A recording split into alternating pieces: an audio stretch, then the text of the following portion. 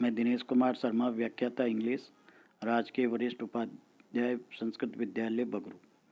आज हम footprint without feet का lesson number 6 the making of a scientist का अध्ययन करेंगे। एट द एज ऑफ 22, 22 साल की उम्र पर, ए farmer scout of the year, वर्ष का श्रेष्ठ स्काउट पहले का, एक्साइटेड द साइंटिफिक वर्ल्ड, उसने वैज्ञानिक संसार को एक्साइट कर दिया, उत्तेजित कर दिया। With a new theory on how cells work, कोशिकाएं कैसे कार्य करती है, इस नए सिद्धांत से वैज्ञानिक संसार को उत्तेजित कर दिया। Richard H एब्राइट and his college roommate explained the theory in an article in the Proceedings of the National Academy of Science।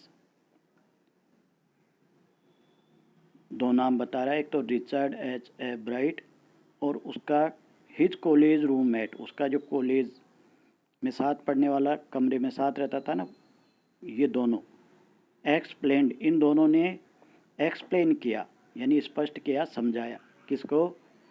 The theory, उस थ्योरी को यानी उस सिद्धांत को जो इन्होंने बताया था हाउ सेल्स वर्क का।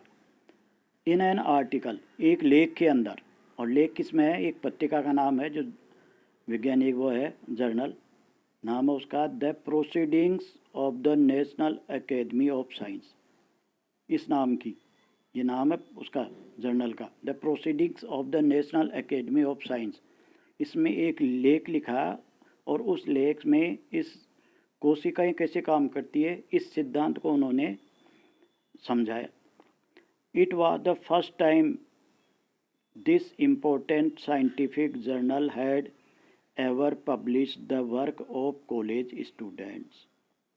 और ये जो जर्नल है, पत्रिका है,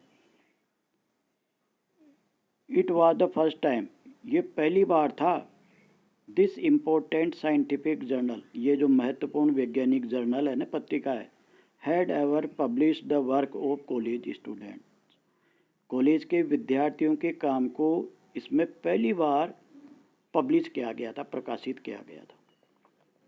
इन स्पोर्ट्स, खेलों के अंदर, the world that would be like making the big leagues at the age of 15।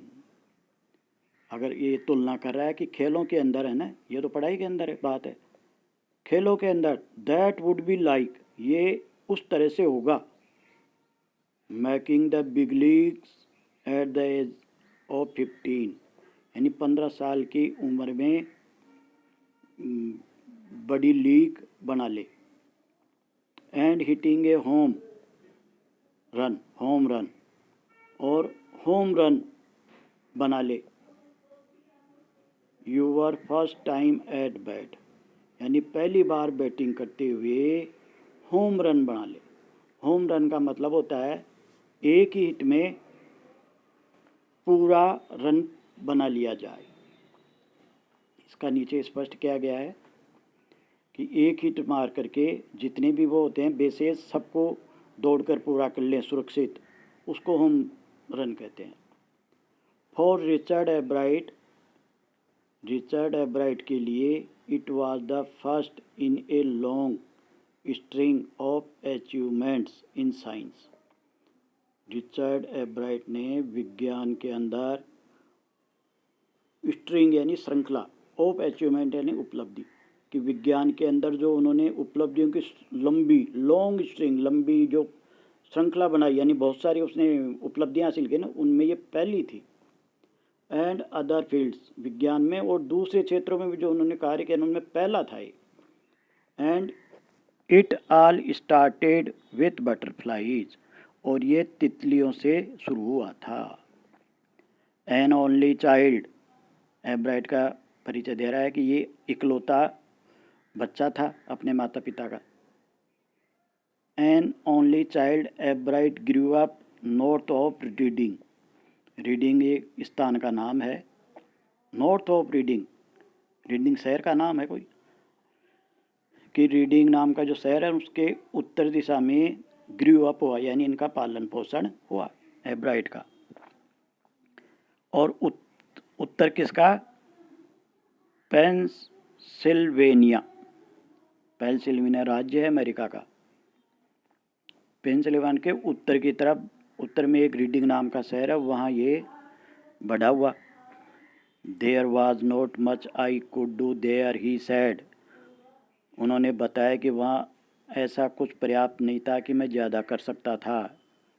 I certainly could not play football, निश्चित रूप से मैं फुटबॉल नहीं खेल सकता था, और बेसबॉल भी नहीं खेल सकता था।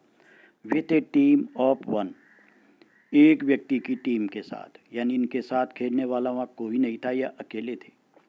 But there was one thing I could do, लेकिन वहाँ पर एक चीज़ थी, एक कार्य था जो मैं कर सकता था, और वो कार्य क्या था? कलेक्ट थिंग्स, चीज़ों को संग्रहित करना, इकट्ठा करना।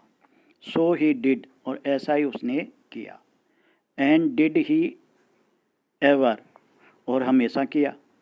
बिगनिंग इन किंडरगार्टन, किंडरगार्टन शुरुआत की कक्षा होती है, जैसे LKG UKG होती है, उसकी शुरुआत में एब्राइट कलेक्टेड बटरफ्लाईज, एब्राइट ने तितलियों को इकट्ठा किया। With the same determination that has marked all his activities, with the same determination, उसी दृढ़ निश्चय के साथ, दैट हैज़ मार्क्ड, जिसने छाप छोड़ी, ऑल हिज एक्टिविटीज़, उसकी सभी गतिविधियों में। ही also collected rocks, fossils and coins, याद पहले तो तितलियों की बात बताई, तितलियों को इकट्ठा किया, और भी क्या क्या उन्होंने संग्रहित किया। ही आल्सो कलेक्टेड, उन्होंने इन चीज़ों को भी कलेक्ट किया। रॉक्स यानी चट्टानें, फॉसिल्स यानी जीवाश्म, एंड कॉइन्स और सिक्के। He became an eager astronomer, वह जिज्ञासु एस्ट्रोनोमर बन गया, खगोलविद बन गया। टू भी यानी खगोलविद भी बन गया। Sometimes star gazing all night, कई बार तो पूरी रात वो तारों को इकट्ठा करता रहता था। गेजिंग इकट्ठा नहीं, देखता रहता था। पार्ट फर्स्ट समाप्त। कल दूसरा पार्ट पढ़ेंगे।